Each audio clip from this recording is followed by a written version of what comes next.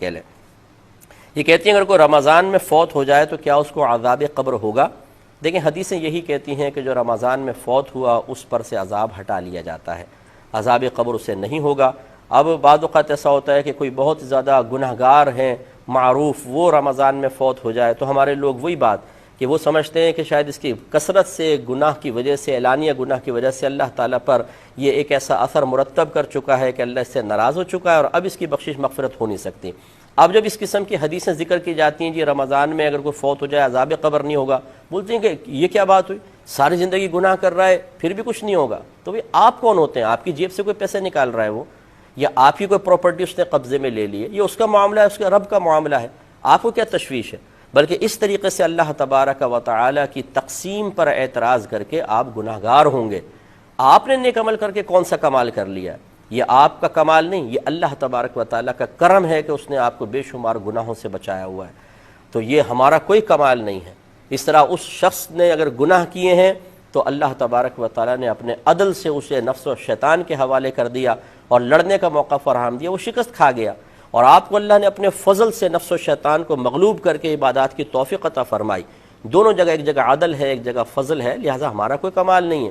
اس لیے کسی شخص کے بارے میں آپ یہ گمان نہیں کر سکتے ہیں کہ یہ ضرور جہنم میں جائے گا، اور اگر کوئی کہے کہ نہیں حدیث کے مطابق اس کی بخشش ہو جائے گی تو آپ اعتراض کرنا شروع کر دیں کہ بھئی کیوں بخشش ہو جائے گی؟ بھئی آپ کون ہوتے ہیں کیوں کہنے والے؟ آپ اگر یہ کیا یہ کہنا چاہتے ہیں کہ معاذ اللہ ثم معاذ اللہ پھر تو یہ ناانصافی ہوگی کہ میں نیک عمل کر رہا ہوں وہ گناہ کر رہا ہوں، وہ بھی بخشا جائے میں بھی بخشا جاؤں؟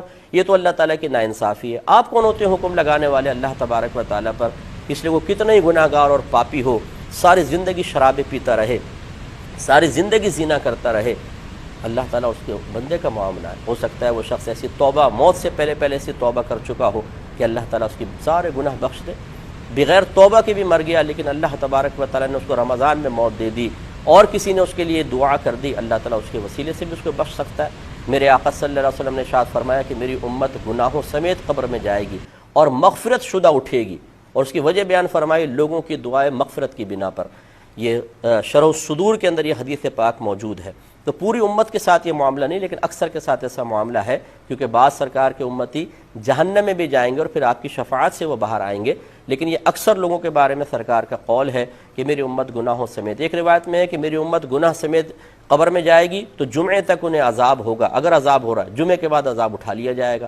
یہ تو میری اللہ کی مرضی ہے نا، تو اس طریقے سے ہمیں اللہ تعالیٰ کی تقسیم پر معترض نہیں ہونا چاہیے۔ اللہ نہ کرے خدا نہ خواستہ آپ ابھی بڑے پپو ہیں، نیک ہیں، پرہیزگار ہیں، اور پھر آپ سے کوئی خطا ہو جائے تو اب آپ اپنے بارے میں کیا کہیں گے کہ ضرور آپ کی گرفت ہونی چاہیے، ضرور آپ کو رسوا ہونا چاہیے، ضرور بری موت آنی چاہیے، ضرور عذاب قبر ہونا چاہیے، ضرور میدان معاشر میں آپ کو ذلیل کیا جانا چاہیے؟ نہیں، اپنے بارے میں کیا گمان کریں گے؟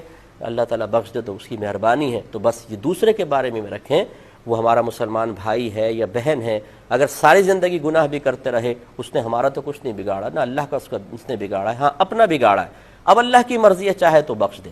اس طرح کسی کو مایوس کرنے کی حاجت نہیں ہوتی ہے، نہ اس طرح کی سوچ بنا